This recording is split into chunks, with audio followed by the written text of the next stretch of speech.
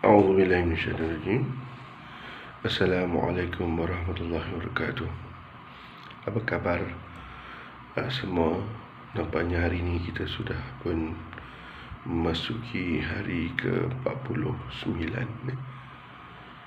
lockdown, partial lockdown, ataupun sudah mungkin 50 hari lebih cuti persekolahan berlangsung. Baiklah, hari ini saya ingin berkongsi sempena bulan Ramadan Al-Mubarak ini tentang cara kita menghafaz Al-Quran. Saya bukanlah penghafaz Al-Quran, saya bukan tahfiz, tapi saya kaunselor di sebuah sekolah tahfiz, sekolah bahasa penuh integrasi Lawang. Saya ingin kongsi apa yang dinukilkan oleh seorang Ustaz Syauqi bin Ibrahim dalam bukunya, iaitu NLP Petunjuk Prestasi Diri, iaitu tentang 7 langkah menghafaz Al-Quran. Baiklah, anak-anak yang dikasihi khasnya kepada pelajar-pelajar yang sedang berada di sekolah-sekolah tahfiz, di sini saya ingin share bagaimana kita menghafaz Al-Quran, yang mana sebenarnya boleh dilakukan oleh semua orang. Saya sendiri pun sedang berusaha untuk menghafal Al-Quran merangka-rangka. InsyaAllah kita doakan sama-sama usaha kita berjaya. Baik, dalam buku ini dikisahkan bagaimana dia bermula dengan bagaimana seorang tuan guru berdialog dengan seorang pemuda yang miskin, yang bekerja biasa-biasa saja, iaitu menternak lembu, tapi dia menjadi penghafal Quran. Baik, di sini saya ringkaskan tentang langkah-langkah untuk menghafal Quran yang di dalam akronim POWERS, POWERS. Yang pertama ialah dia kata positive mindset. Kita nak hafal Quran, kita kena ada positive mindset. Maknanya kita kena ada minda yang positif. Kalau biasanya yang menjadi masalah kepada anak-anak yang menghafal Quran, dia akan sebut, saya ni susah nak hafal Quran, saya tak mampu nak menghafal Quran, saya ni hafal Quran ni perlukan kepintaran, saya tak ada masa untuk menghafal Quran, saya tak ada mood, dan sebagainya. Bila kita letak mindset yang negatif, maka kita tidak boleh menghafal Quran. Kita kena tukar pemikiran. Bila kita tukar fikiran kita, maka perasaan kita juga akan bertukar. Jadi kita hendaklah fikirkan begini: menghafal Quran bukanlah sesuatu yang susah. Saya mempunyai sumber yang banyak untuk berjaya menghafal Quran. Saya mempunyai otak yang hebat. Saya adalah anugerah Allah yang hebat. Saya boleh, insyaAllah. Hari-hari kita pandang cermin, kita tengok cermin, kita boleh.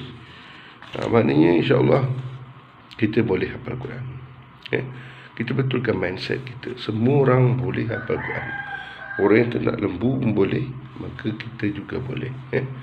Apalagi kalau adik-adik ada 6A UPSR, sudah tentu boleh. Maka tukar mindset kita. Sebelum tidur kita pandang cermin itu, insyaAllah aku boleh, aku mampu hafal Quran. Aku seorang yang berkemampuan, aku seorang yang positif, insyaAllah. Maka Allah akan gerakkan hati kita. Yang kedua ialah outcome setting. Tadi positive mindset, iaitu outcome setting. Lahirkan matlamat diri dan putuskan untuk mencapainya. Adakah anda mahu menghafal Quran? Adakah menghafal Quran menjadi impian anda? Ini soalan yang kita ajukan kepada pelajar-pelajar. Kita letakkan satu set, satu matlamat. Maknanya kita kena letakkan satu outcome apa kita nak capai. Maknanya yang pertama, kita kena percaya bahawa kita mampu menghafal Quran, dan kita kena bayangkan matlamat tu. Bila kita letakkan satu matlamat, Bukan hanya kita kata, saya nak jadi penghafal Quran. Kita kena bayangkan bila kita akan dapat hafal Quran tu. Kalau katakan kita nak hafal 30 juzuk dalam 5 tahun, kita kena bayangkan 5 tahun lagi kita akan menjadi penghafaz Quran, dan kita berada di pentas, diraikan oleh semua, dan kita dapat dengar bunyi tepukan bergemuruh orang ramai. Kita dapat rasai kehangatan pelukan ibu bapa kita, ya. Macam ni contoh, ya. Saya melihat diri saya membaca bacaan khatam Quran, hafazan Quran di Dewan, ni saya ubah sesuai daripada buku ni, di Dewan SBPI Rawang, pada 1 Julai 2022, di dalam majlis khatam Quran, dan pengetua sekolah saya mendengar tepukan gemuruh daripada semua pihak, dan juga perlukan ibu bapa dapat rasai kehangatan perlukan ibu bapa dan sokongan rakan seperjuangan yang membuatkan saya rasa sangat teruja dan menitiskan air mata. Dan kita bayangkan suasana itu, maka insyaAllah dia akan mudahkan kita menghafal. Langkah ketiga ialah why. Kita kena bakar semangat kita. Kenapa kita nak menghafal Quran? Kenapa kita nak menghafal Quran? Kita selalu dengar bahawa kelebihan orang yang menghafal Quran ni, insyaAllah, antara lain dia dapat memakaikan mahkota kepada ibu bapanya di syurga, contohnya. Jadi kita bayangkan bahawa kita akan Allah tingkatkan darjat kita di syurga. Kita Allah mudahkan kita untuk masuk syurga. Dan keempatnya ialah emotion management. Letakkan diri kita dalam emosi yang terbaik. Maknanya keadaan yang merangsang kita untuk merangsang diri kita supaya positif. Antara keadaan yang merangsang ialah ceria, tenaga, semangat dan juga fokus. Yang meruntun kita, yang menjatuhkan kita ialah seperti sedih, lemah gemalai, lemah semangat, bosan. Itu kita kena singkirkan. Kita singkirkan. Maknanya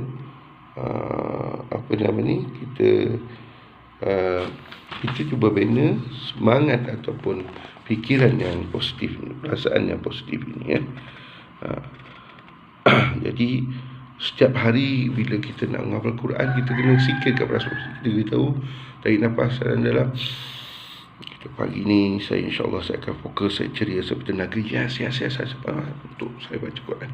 Ini kita kena set dalam diri kita setiap kali kita nak baca Quran. Kemudian kita amalkan teknik pernafasan mendalam. Sebelum kita baca Quran, kita amalkan teknik pernafasan mendalam untuk membantu menghafal Quran. Maknanya sebelum kita baca Quran tu, kita amalkan teknik ini, iaitu teknik 4-8-6. Tarik 4, tahan 8, lalu lepaskan 6. Macam tu lebih kurang. Bila kita tarik, kita dapat fokus, kita dapat hindarkan perasaan-perasaan negatif, hindarkan yang kita dapat fokus kepada yang positif, ya. Yang kelima ialah result visualization. Maknanya ialah kita membayangkan hasil apa yang kita nak capai tadi, ya. Kita dapat bayangkan, kita dah bayangkan matlamat kita. Jadi yang langkah pertama ialah tulis apa yang kita nak. Misalnya kalau kita satu, kita tulis hujung tahun ni aku dapat hafal sebanyak 3 juzuk atau 5 juzuk atau 7 juzuk.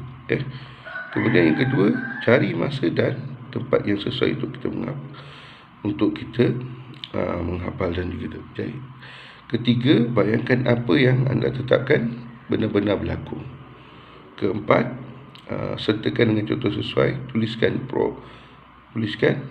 tindakan proaktif dan di mana kita bayangkan bahawa setiap langkah kita untuk mencapai kejayaan untuk menghafal Quran, kita dapat bayangkan hujung tahun ini kita dapat capai matlamat menghafal Quran sebanyak 7 juzuk itu, ya.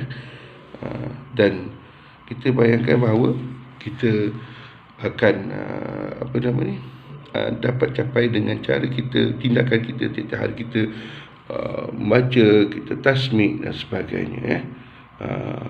Dan kita bayangkan perasaan kita, perasaan kita dan kehidupan kita selepas kita berjaya. Hari-hari kita sebelum kita tidur, kita dah bayangkan. Langkah ke-6, anak-anak ialah skill, kuasai kemahiran menghafal Quran.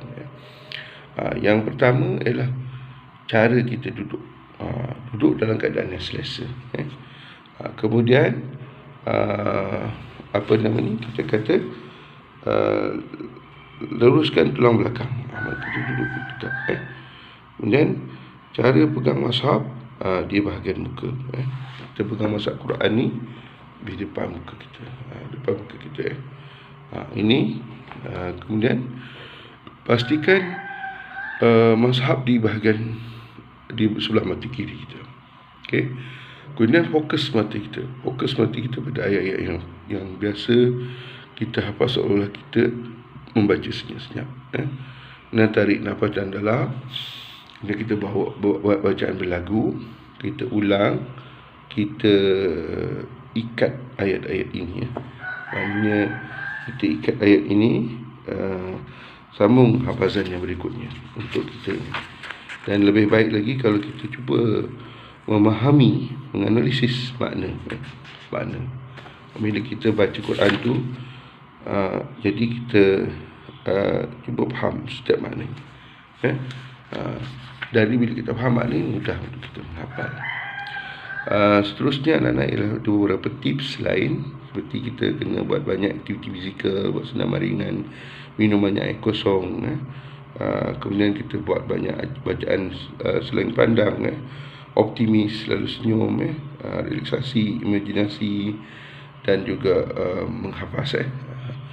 Okey, alright. Jadi akhir sekali ialah kita kena kita boleh hafal Quran dengan cara kita pertama kita tetapkan jangka masa, kita punya matlamat, jangka masa pendek, jangka masa panjang, kemudian masa sesuai, kemudian ulang kaji selalu. Dan insya-Allah dengan cara ini saya doakan diri saya dan anak-anak semua dapat menjadi penghafaz Quran yang hebat. Okey, sekian. Salam Ramadan Al-Karim. Assalamualaikum warahmatullahi wabarakatuh. Stay safe, stay tuned, stay safe.